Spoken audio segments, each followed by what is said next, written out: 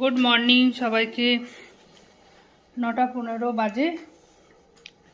এইমাত্র লেপগুলো কভার চড়িয়ে গুছিয়ে নিলাম।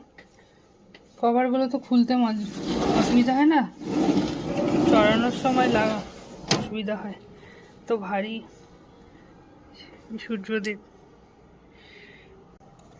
মুখের মধ্যে পড়ছে পুরো। এবার গিয়ে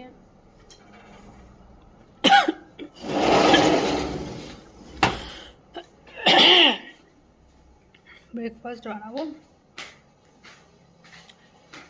লেপটা গোছাতে গোছাতে খিদে পেয়ে গেছে।